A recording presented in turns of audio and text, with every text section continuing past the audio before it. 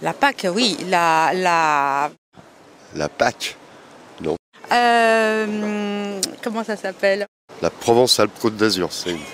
Politique agriculture commune. La politique agricole commune. C'est la politique agricole commune. Elle est commune aux pays de l'Union européenne.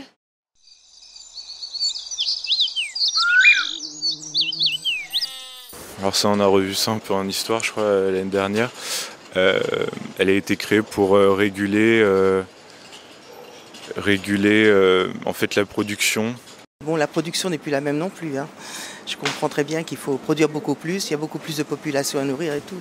Je pense que quand il y a des catastrophes naturelles, ils sont aussi aidés, voilà. Et puis ils sont aidés techniquement aussi. Pour l'environnement, produire mieux. Pour pas qu'il y ait de surplus ou de baisse. Ça permet à tout le monde de manger suffisamment. Ça permet de maintenir une agriculture européenne. Ça permet aussi aux consommateurs de consommer des produits nationaux, locaux ou européens d'ailleurs. Je pense qu'il y a des politiques agricoles dans d'autres pays. Après, je ne suis pas spécialiste.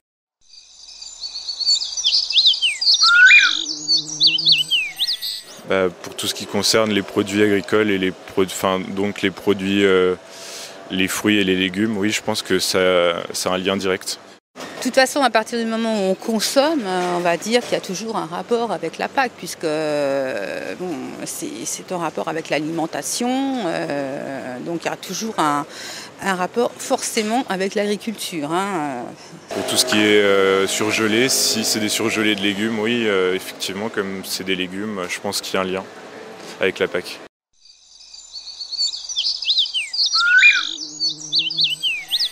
Je pense qu'il y a peut-être trop de production par rapport à l'Europe et ça c'est vraiment très, très dommage. On soutient nos agriculteurs. Est-ce que ça empêche d'autres agricultures de se développer dans d'autres pays du monde?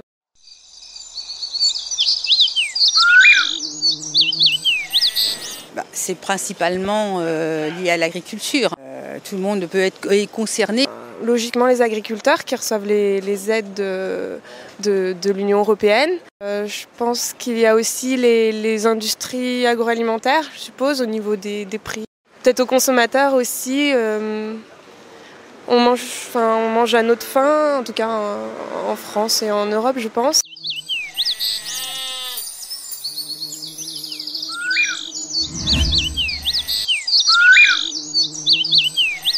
Je ne sais pas, la manière de consommer par exemple, et puis faire attention à ce qu'on achète, bien regarder les étiquettes. Une traçabilité. Sans pesticides par exemple, sans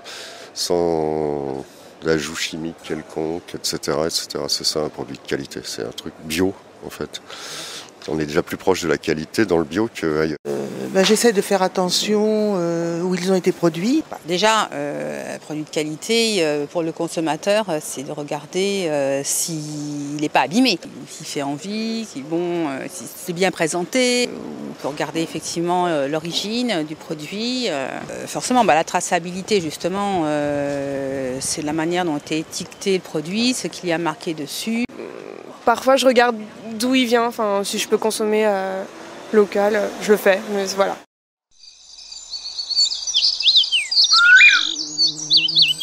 C'est quelqu'un comme vous et moi, il a un tracteur, des champs et voilà, il s'occupe de son exploitation. Il est jeune et pauvre et malheureux. Et ils bossent trop et ils n'ont pas un rond.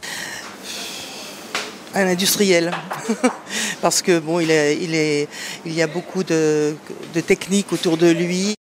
L'agriculteur maintenant n'a plus rien à voir, il a un ordinateur sur ses outils de travail et tout, donc ça n'a plus rien à voir. Mais bon, la production n'est plus la même non plus. Je pense que c'est malheureusement l'Europe leur inflige des quotas. Certains agriculteurs ne vivent pas de leur production. Les petits agriculteurs, malheureusement, ne vivent pas de ce qu'ils produisent. Avoir fait des études déjà, à mon avis, parce que c'est assez compliqué maintenant.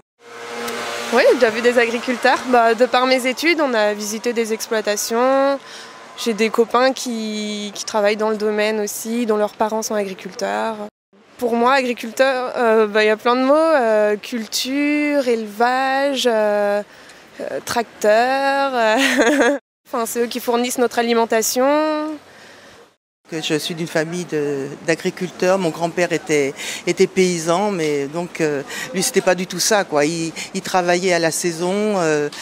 Quand il voyait l'orage arriver vite, il faut aller chercher les choses, il fauchait à la main. Avant, on était paysans de père en fils. Maintenant, c'est plus possible. Il faut faire des études. Ça se fait pas comme ça, quoi. C'est beaucoup plus compliqué.